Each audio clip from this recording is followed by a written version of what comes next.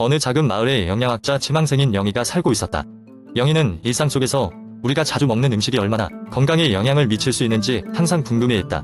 그녀는 본격적으로 조사를 시작하기로 결심하고 마을 사람들에게 익숙한 몇 가지 대표적인 음식에 대해 연구하기 시작했다. 첫 번째 음식은 바로 된장찌개였다. 마을 안악들은 매일 된장찌개를 끓여 식탁에 올렸고 이는 오랜 세월 동안 그들 가족의 건강을 지켜주었다. 영희는 된장이 발효되는 과정에서 어떻게 면역력을 강화하고 고소화를 돕는 서식균이든 미생물이 생성되는지 알게 되었다. 특히 전통 발효 방법으로 만든 된장은 현대의 과학기술로도 쉽게 모방할 수 없는 독특한 영양소를 포함하고 있었다. 다음으로 영희는 김치를 연구했다. 김치는 이미 세계적으로 건강식품으로 알려져 있었지만 영희는 그 이상의 사실을 발견하였다. 김치의 매운맛을 내는 고추 속의 캡사이신은 항산화 작용이 뛰어나고 무와 배추 등에서 나오는 식이섬유는 대장 건강에 큰 기여를 한다는 것이다. 특히 영희는 김치의 발효 과정에서 생성되는 저상균이 장내 환경을 개선하고 면역력을 높여주는 역할을 한다는 것을 알고 매우 놀랐다. 영희는 같은 마을에서 직접 만든 공국에도 주목했다. 공국은 한국의 전통적인 스프 중 하나로 오래 끓인 국물 속에는 다양한 콜라겐과 미네랄이 녹아 있었다. 이는 피부를 개선하고 관절 건강에도 도움을 준다는 것을 밝혀냈다. 공국을 자주 먹으면 자연스럽게 건강한 피부와 튼튼한 관절을 유지할 수 있다는 사실은 영희에게 큰 발견이었다. 그녀는 또한 마을 사람들이 즐겨 마시는 청국장에 대한 조사도 하게 되었다. 청국장은 그 특유의 냄새로 인해 호불호가 갈리는 음식이지만 그 안에는 놀라운 건강 비밀이 숨겨져 있었다. 청국장의 발효 과정에서 생성되는 나토키나아즈라는 효소는 혈전을 예방하는데 탁월하다는 것을 알고 영희는 마을 사람들에게 이를 적극 권장했다. 영희의 이러한 연구 결과는 마을 사람들에게 큰 반향을 불러일으켰다. 마을 사람들은 자신들이 매일 먹는 음식이 단순히 배를 채우는 것을 넘어 건강에도 큰 기여를 한다는 사실에 감동했다. 더욱 중요한 점은 영희가 이러한 결과를 통해 마을 음식 문화에 대한 자부심을 심어주었다는 것이다. 음식을 먹을 때마다 그 안에 담긴 건강의 비밀을 생각하게 되어 마을 사람들은 더 행복한 식생활을 하게 되었다. 영희는 이번 연구를 통해 단순히 영양학 지식을 쌓은 것을 넘어서 주변 사람들의 삶을 개선하고자 하는 열정을 키울 수 있었다. 이는 그녀가 앞으로 영양학자로 나아가는 길에 큰 동기가 되었고 그녀는 자신이 한 연구가 단지 시작에 불과하다는 것을 깨닫게 되었다. 영희는 계속해서 음식의 비밀을 파헤치고 더 많은 사람들에게 건강한 삶을 선사하기로 다짐하였다. 두 번째 이야기 출근길은 항상 분주했다. 서울의 아침은 유독 소음이 심했고 지하철 안은 발디딜 틈 없이 복잡했다. 오늘도 어김없이 휴대전화 알람 소리에 눈이 떠졌고 눈을 비비며 침대에서 일어났다. 하루가 시작된 것이다. 그렇지 않아도 업무의 압박과 인간관계로 인해 나날이 쌓여가는 스트레스를 어떻게 해소할 수 있을지 고민하던 중 친구로부터 요가를 한번 해보라는 제안을 받았다. 어쩌면 요가가 나의 숨통을 틔워줄지도 모른다는 생각에 나는 동네 요가원을 찾아내 첫 수업을 예약했다. 수업날 아침 나는 조금 일찍 일어나 요가복을 챙겨 입고 요가원으로 향했다. 문을 열자 내 눈앞에는 아늑한 공간이 펼쳐져 있었다. 은은한 향초의 향기와 평온한 음악이 흐르는 이 장소는 외부의 소음과는 완전히 다른 세상이었다. 강사는 나긋한 목소리로 수업을 시작하며 오늘 배울 요가 자세들을 소개했다. 첫 번째로 배우게 된 자세는 산 자세였다. 이 자세는 말 그대로 산처럼 우뚝 서는 자세로 두 발을 모으고 땅을 디딘 채로 서서 천천히 숨을 쉬며 마음을 가라앉히는 동작이다. 깊은 호흡을 하며 정신을 가다듬자 깊은 곳에서부터 무언가가 정리되는 느낌이었다. 이어지는 시간에는 이 자세 다 진행되었다. 이 자세는 두 발을 벌리고 무릎을 꿇은 채 상체를 앞으로 숙이고 팔을 뻗어 이마를 바닥에 대는 자세로 특히 스트레스와 걱정을 덜어주는데 효과적이라고 했다. 나는 눈을 감고 이 자세를 취하며 몸이 점차 풀어지는 걸 느꼈다. 사소한 일들로 인해 긴장되어 있던 몸과 마음이 점차 진정되면서 몰랐던 감정들이 떠올랐다. 마지막으로 시바산나라고 불리는 휴식 자세로 수업이 마무리되었다. 매트 위로 등을 대고 누워 손과 발을 자연스레 벌린 채 몸을 완전히 이완시키는 이 자세는 단순해 보이지만 진정한 휴식을 주는 경험을 가져다 주었다. 숨소리와 심장소리에 집중하며 자신에게 집중하는 이 시간은 비록 짧았지만 충만하게 나를 채워주었다. 수업이 끝나고 요가원 밖으로 나왔을 때 복잡한 도심 속에서도 내면의 평화를 찾은 듯한 기분이었다. 어딘가를 향해 쉼없이 움직이던 내 발걸음은 조금 느려졌고 그동안 간과했던 주변의 모습들이 새롭게 눈에 들어왔다. 하늘은 여전히 맑았고 거리의 소음조차 나에게는 이젠 조금 덜 시끄럽게 느껴졌다. 집으로 돌아온 나는 요가의 매력을 완전히 이해할 수 있었다. 물론 하루아침에 삶의 모든 문제가 해결된 것은 아니었지만 조금 더 마음이 가벼워지고 생각이 정리되는 경험을 한 듯했다. 스트레스로부터 벗어나기 위한 하나의 도구로서 요가는 내 삶에 큰 변화를 가져다 주었다. 나는 내일부터도 꾸준히 요가 수업에 참석할 계획이다. 마음의 안식을 찾기 위한 작은 노력이지만 나에게는 큰 의미로 다가온다.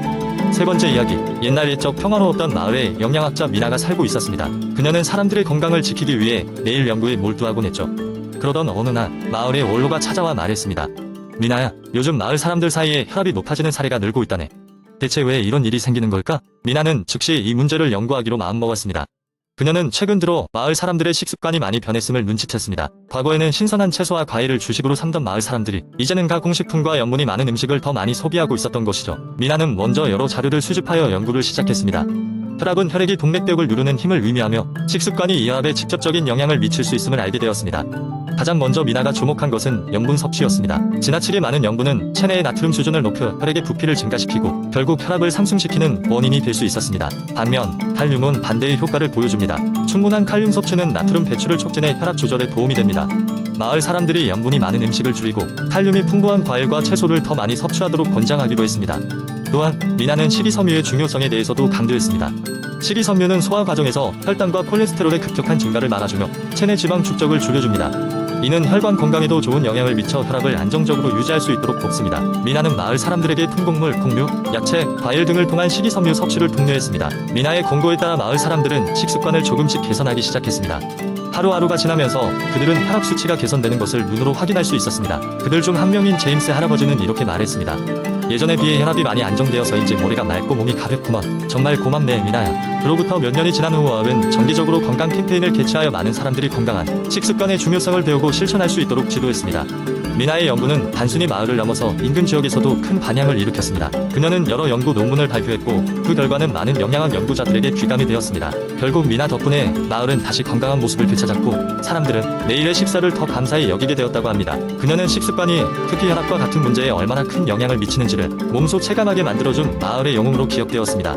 그리고 미나는 앞으로도 더 많은 사람들의 건강을 위해 새로운 연구를 마음속에 품고 포기하지 않고 노력할 것이라 다짐하며 그 모습을 지켜보던 마을 사람들은 모두 박수로 응원했습니다. 그날 이후로 미나와 그녀의 연구는 모두에게 영감을 주는 이야기로 전해지게 되었습니다. 네 번째 이야기 사람들은 흔히 다이어트를 결심하며 체육관 멤버십을 구매하거나 고가의 운동 장비를 찾지만 성공적인 다이어트를 위해 반드시 헬스장에서 운동할 필요는 없다. 실제로 집에서도 효과적으로 운동하며 건강한 체중 감량을 이끌어낼 수 있는 수많은 방법들이 있다. 먼저 홈트레이닝의 가장 큰 장점 중 하나는 유연성이다. 자신만의 시간을 정해 운동을 할 수 있어 비교적 제한된 스케줄에 맞춰 운동을 강요받지 않는다. 이는 지속 가능성을 높여줄 뿐만 아니라 운동을 생활의 일부로 만드는 데 큰 도움이 된다. 예를 들어 출근 전 30분 혹은 저녁 식사 후 1시간 등 나만의 운동 루틴을 설정할 수 있다. 홈트레이닝의 시작은 간단하다. 먼저 자신의 체력과 목표에 맞는 운동 계획을 세워보자. 처음에는 복잡하거나 고난이도의 운동보다 기본적인 전신 운동들을 선택하는 것이 좋다. 스포트, 푸시업, 런지, 플랭크 등의 운동들은 특별한 장비 없이도 전신을 효과적으로 자극할 수 있다. 이 기본적인 움직임들은 우리 몸의 근본적인 움직임 패턴을 기반으로 한다. 운동 계획을 작성할 때 가장 중요한 것은 자신에게 맞는 목표를 설정하는 것이다. 체중 감량을 목표로 하는 경우 유산소 운동과 근력 운동의 균형을 잘 맞춰주는 것이 필요하다. 하루 20에서 30분씩 꾸준한 운동을 지속한다면 놀라운 변화를 경험할 수 있다. 이는 장기적으로 우리의 체중 감량뿐만 아니라 신체 전체의 균형을 맞출 수 있도록 돕는다. 또한 운동을 지루하게 느끼지 않도록 다양한 변화를 주는 것도 중요하다. 매주 다른 유형의 운동을 추가하거나 액세서리를 활용하는 방법도 있다. 요가 매트나 작은 덤벨은 많은 변화를 줄 수 있으며 필요할 경우 집에서 할 수 있는 유산소 운동 동영상을 찾아보는 것도 좋은 방법이다. 식이 조절도 홈트레이닝과 함께 중요한 부분이다. 운동량에 맞춰 적절한 영양 섭취를 하고 가공식품보다는 신선한 자연식품을 섭취하려고 노력해야 한다. 물을 충분히 마시는 것도 잊지 말아야 한다. 물은 체내 노폐물을 배출하고 피부 건강에도 이롭다. 마지막으로 다이어트와 홈트레이닝을 지속하기 위해서는 마인드셋의 변화가 필수적이다. 실패의 두려움을 극복하고 작은 변화와 발전에 기뻐할 수 있는 긍정적인 마음가짐이 필요하다. 꾸준함과 인내심이야말로 최종적으로 목표 달성을 가능하게 하는 중요한 요소다. 달라진 몸뿐만 아니라 자신을 대하는 마음가짐까지도 변화를 느끼게 될 것이다. 이러한 홈트레이닝 기본 가이드를 통해 느긋하고 재밌게 다이어트 여정을 즐길 수 있을 것이다. 수도 없이 여러 번 넘어졌더라도 중요한 것은 다시 일어나 계속해서 앞으로 나아가는 일이다. 성공은 눈앞에 두고 있으며 성취할 수 있는 날도 멀지 않았다. 앞으로의 여정에 선행하는 당신을 응원한다.